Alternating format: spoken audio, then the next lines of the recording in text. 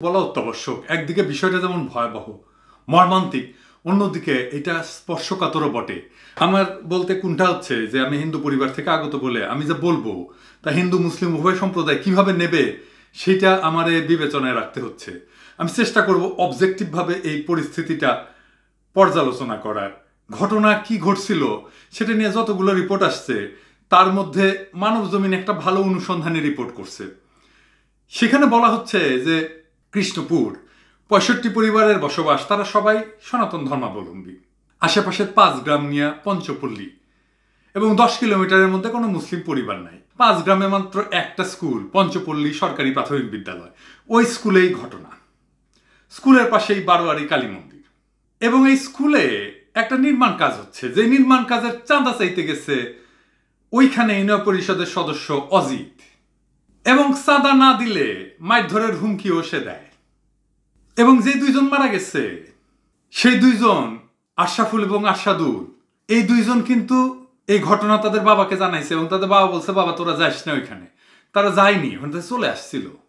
যেদিন ঘটনা ঘটে ওই দিন এই অজিত কুমার সরকার তার নির্দেশে বিনয় সাহা নামে একদল যুবক স্কুলের ভেতরে আসে এবং নির্মাণ কাজে এক বান্ডিল রড ছিনায় নেওয়ার চেষ্টা করে।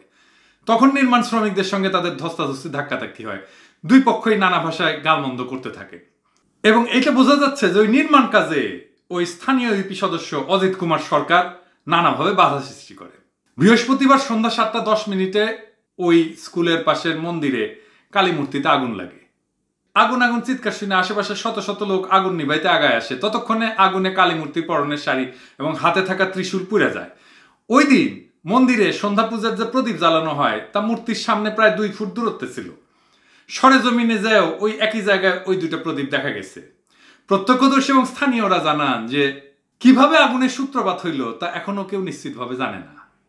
আগুন যে নিভাইতে গেছে সেখানে ওই শ্রমিকেরাও সাহায্য করছে এবং পরে কয়েকজন উত্তেজিত জনতা স্কুলের নির্মাণ শ্রমিকদের সন্দেহ করা শুরু করে এবং আশেপাশের গ্রামের লোকজন সব ঘটনাস্থলে ছুটে আসে।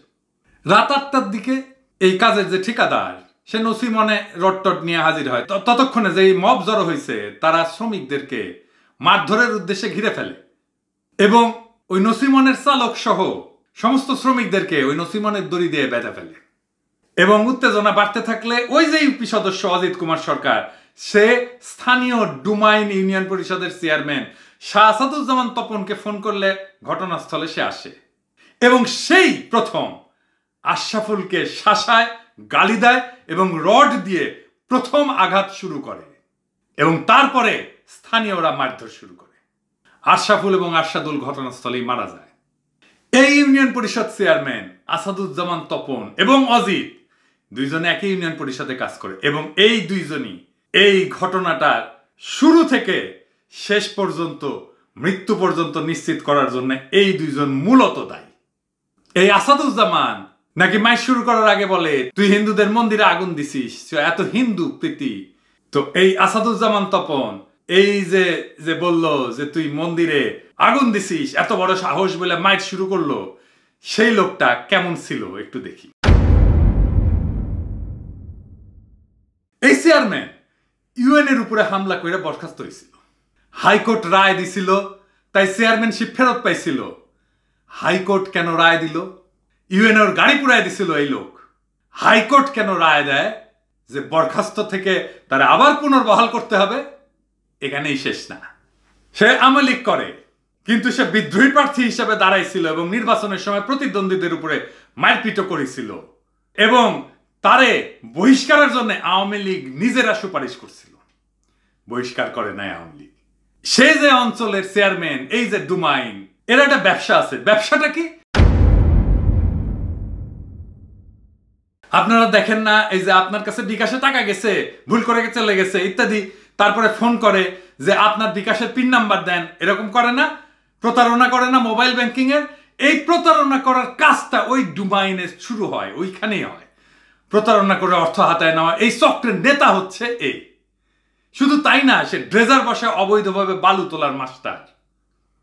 তারপরে ক্যাম্বা করে যেন ভোটে জিতছে, যাই হোক জিতছে, নির্বাচিত হয়ে যারা এই যে খাদ্য বাধ্যম কর্মসূচিতে তারা খাবার টাবার পাইতো, এরকম 47 জনের অনুকূলে যে বরাদ্দকৃত খাদ্য বাধ্যম কর্মসূচি 10 টাকা কেজি চাল, সেইটা তাদেরকে না দিয়া নিজের পক্ষে যারা কাজ করছে নিজের দলের লোক তাদেরকে দিছে।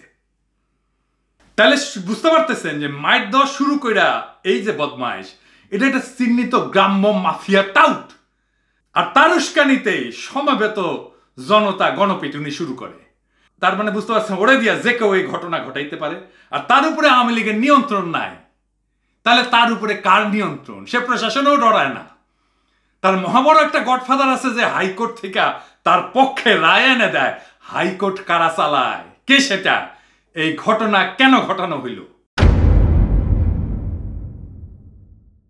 আমরা জানি হাইকোর্ট কারা চালায়, আমরা জানি হাইকোর্টের উপরে ভারতের প্রভাব। যাই হোক, আমরা শুরু থেকে বলে আসতেছি যে আমাদের ভারতীয় পণ্য বর্জন আন্দোলনকে থামায় দেওয়ার জন্য ভারত তার অস্ত্রাগারে যত ধরনের অস্ত্র আছে তা ব্যবহার করবে। আমরা বলছি যে বাংলাদেশে যে কোনো অস্বাভাবিক ঘটনা ঘটলে আমাদের প্রথমেই ধরে নিতে হবে এর পেছনে ভারতীয় গোয়েন্দা সংস্থার রয়ের কালো হাত আছে। আমরা আরো বলছি সাম্প্রদায়িক দাঙ্গা বাধায় দেওয়া কষায় মোদির একটা সম্ভাব্য বড় অস্ত্র। বলছি না?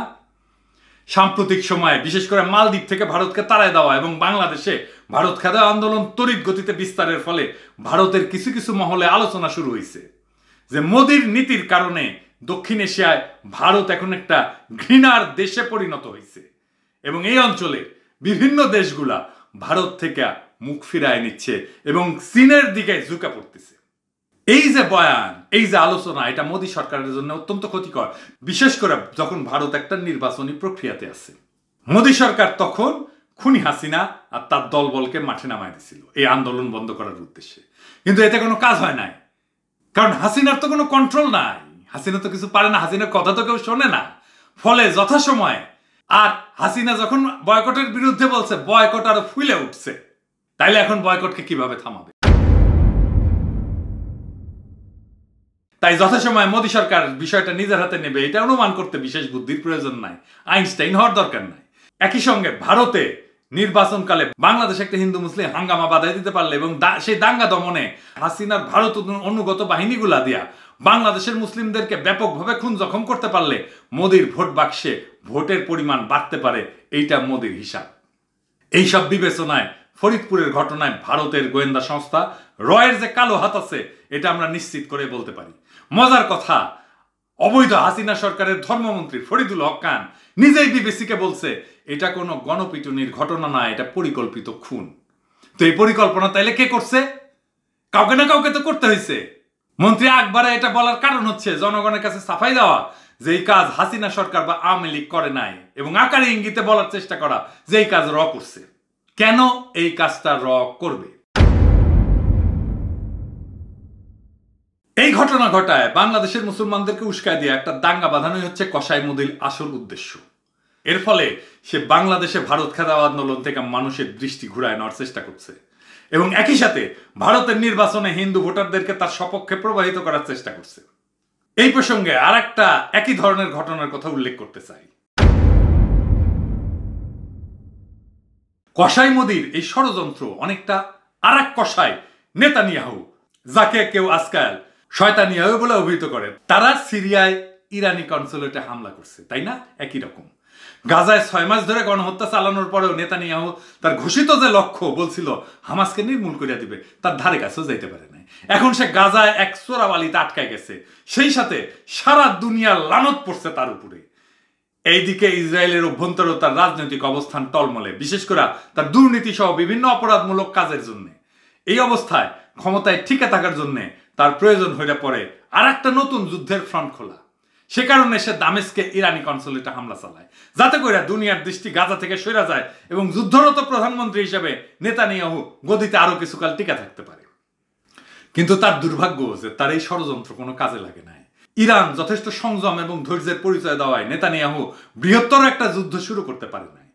দুনিয়ার দৃষ্টি ফিরে গেছে আবার গাজার যুদ্ধের দিকে। আমরা একই রকম একটা অসাধারণ ধৈর্যের পরিচয় পাইছি হামাসের নেতা জনাব ইসমাইল হানিয়ের আচরণ থেকে। সম্প্রতি ইসরায়েল জনাব হানিয়ের 2 ছেলে এবং নাতিদের গাজায় মিসাইল আক্রমণে হত্যা করে নির্মমভাবে।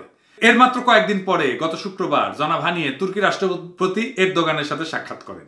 আপনার এই সাক্ষাৎকারে জনাব হানিয়ের সংযত অভিব্যক্তি বা আচরণ থেকে বুঝতে পারবেন যে নাতি এবং পুত্র হারানোর তীব্র শোক থাকা সত্ত্বেও তিনি কি পরিমাণে ধৈর্য এবং শান্ত স্বভাবের পরিচয় দিচ্ছেন। নেতানিয়াহুর উস্কানিতে বা তার পাতা ফাঁদে তিনি পা দেন নাই। শোকের বিপুল বোঝা কাঁধে থাকা সত্ত্বেও অত্যন্ত ধৈর্য এবং কৌশলের সাথে তিনি তার কওম ফিলিস্তিনিদের মৌলিক স্বার্থকে আগায় নিয়ে চলছেন। আপনারা কিছু অংশ দেখতে পারেন সেই সাক্ষাৎকারের। জনাব হানিয়ের এই মহান দৃষ্টান্ত থেকে আমরা অত্যন্ত প্রয়োজনীয় একটা শিক্ষা লাভ করতে পারি। তা হলো কসাই মোদি এবং তার গোয়েন্দা বাহিনী রয়ের যে কোনো চক্রান্তের মুখে আমাদেরকে বিপুল ধৈর্য এবং কৌশল নিয়ে অগ্রসর হইতে হবে। বাংলাদেশ নিয়ে কসাই মোদি এবং বাংলাদেশে আরএসএস পরিবারের একটাই উদ্দেশ্য, তা হইল বাংলাদেশকে চিরকাল এই হিন্দুত্ববাদীর পায়ের তলায় পিষ্ট করে রাখা। আমরা কোনোভাবেই তাদেরকে এই হীন চক্রান্ত বাস্তবায়নের বিন্দুমাত্র সুযোগ দেব না। আমরা অত্যন্ত ঠান্ডা মাথায় এবং বিপুল ধৈর্য সহকারে আমাদের ভারত খেদাও আন্দোলন চালায় যাব। একই সাথে আমরা নিশ্চিত করব যাতে বাংলাদেশে কোনো ধরনের সাম্প্রদায়িক দাঙ্গা বা গোলযোগ হইতে না পারে। এই ভিডিও যখন রিলিজ হবে তার মধ্যেই লন্ডনে আমাদের ভারতীয় দূতাবাসের সামনে আমাদের বিক্ষোভ সংগঠিত হয়েছে। দেখেন সেই দিনের সেই ঘটনা। লন্ডনে ইন্ডিয়া হাউস ইন্ডিয়ান হাই কমিশনের সামনে শত শত হিউম্যান রাইটস ডিফেন্ডার আজকে সমবেত হয়েছে।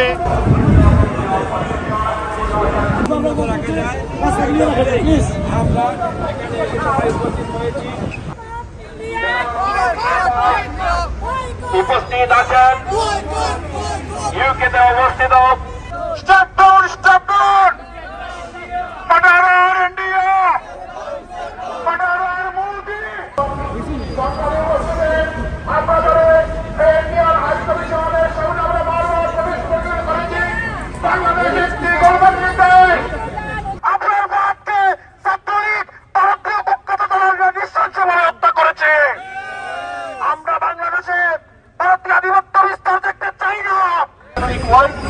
and Mr. Narendra Modi kicked out from international sovereign and civil society media like BBC. My fellow citizens, today I stand before you to commend your valiant efforts and unwavering commitment exemplified through this protest at the Indian High Commission in London. This is a moment marks a significant milestone in our journey, a historic initiation of an intensified battle for our sovereignty and national dignity. We are gathered not just in protest, but to send a clear and resolute message to the global community. India's interference in our internal affairs is unacceptable.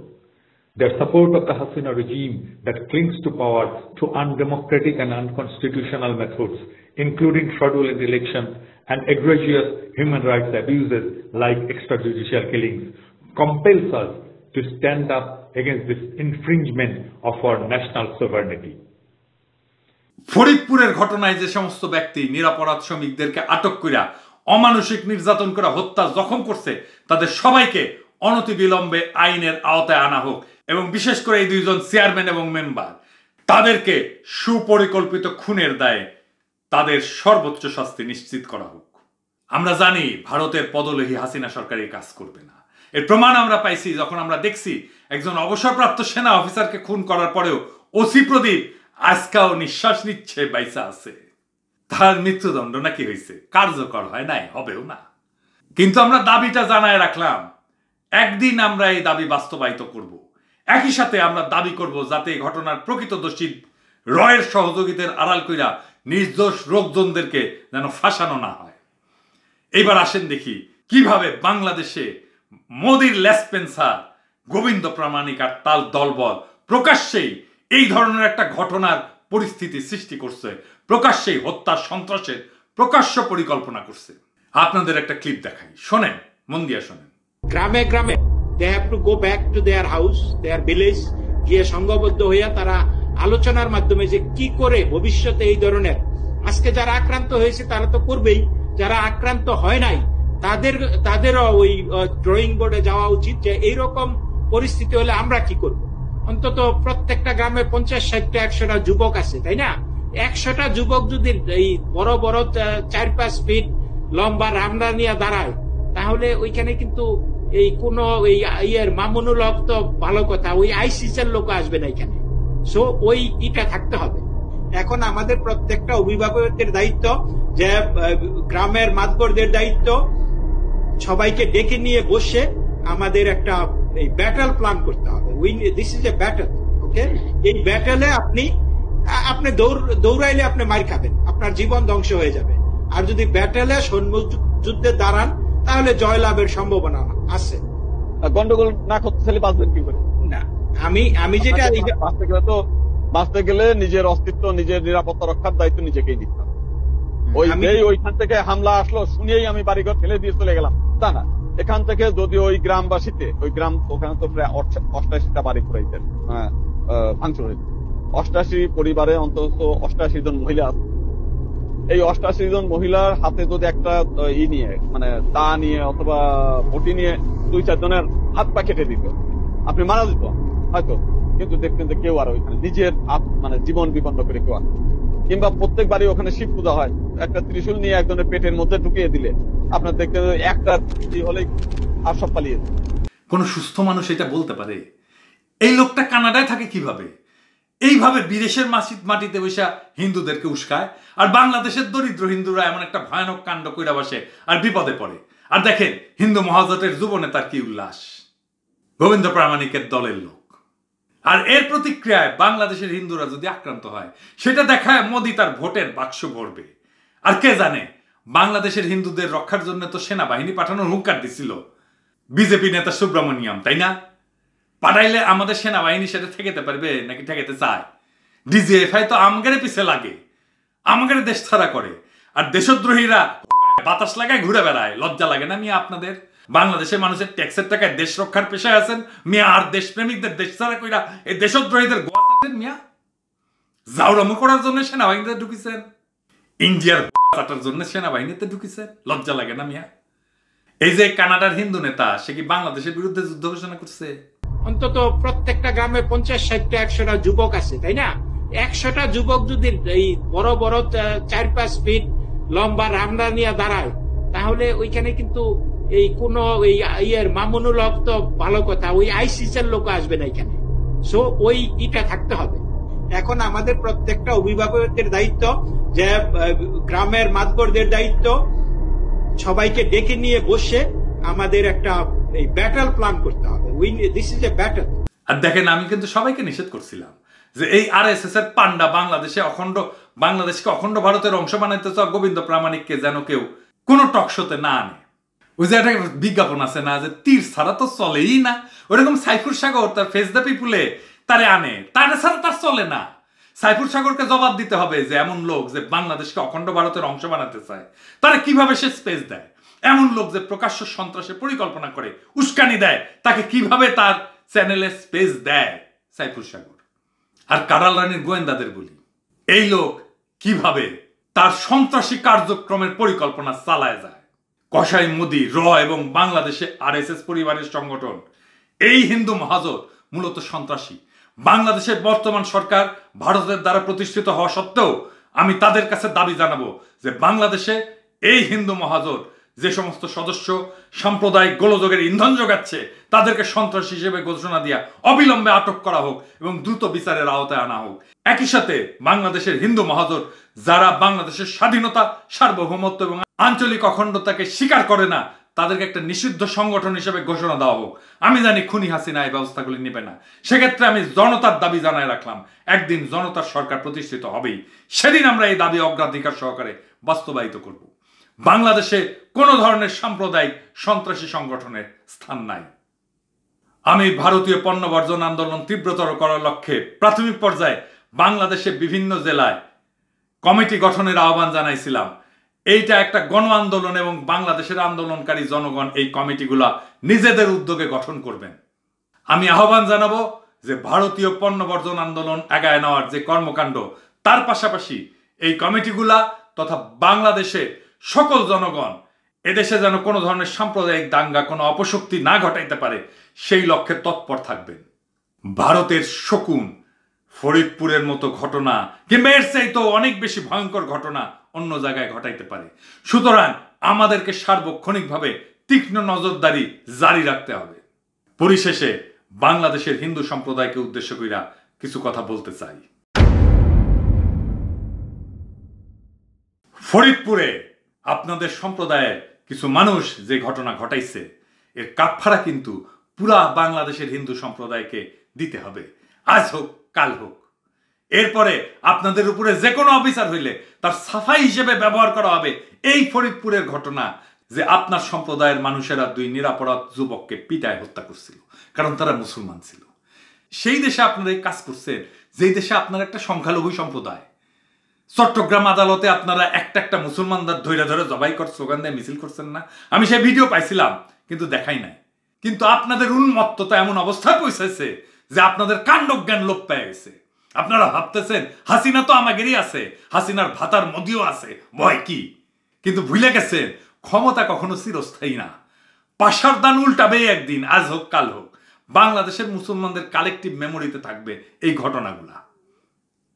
যেই ফরিদপুরে এই ঘটনা ঘটেছে, সেই ফরিদপুরের মেয়ে মমতা ব্যানার্জি পশ্চিমবঙ্গের মুসলমানদের বুক দিয়ে আগলায় রাখেন। আর শুধু 5টা গ্রামে আপনারা সংখ্যালঘু তাই এই ঘটনা ঘটায় ফেলাইলেন। বাংলাদেশের 68,000 গ্রামে তো উল্টা ঘটনা কখনো ঘটে নাই। হিন্দু হন, একজন মমতা ব্যানার্জি হন, মোদি না, গোবিন্দ প্রামাণিক না। আপনারা ইন্ডিয়া মাথায় তুলে রাখবেন। আপনার একটা রাষ্ট্র লাগবে, সেই রাষ্ট্র বাংলাদেশ। বাংলাদেশকে কিভাবে সবার রাষ্ট্র হিসেবে গড়ে তুলবেন সেই কাজ করেন। ইন্ডিয়ার 2nd ক্লাস সিটিজেন বানায়া মোদির ভোটের বাক্স হওয়ার পুতুল হইয়েন না। বাংলাদেশের মুসলমানদের বিরুদ্ধে আপনাদের ঘৃণা আর জিজ্ঞাসা যে কোপ বসেছে, এই ঘটনা তার প্রমাণ। এইটা আপনাদের ধ্বংস ডেকে আনবে। পরে কোয়েন না, আপনাদের সাবধান করি।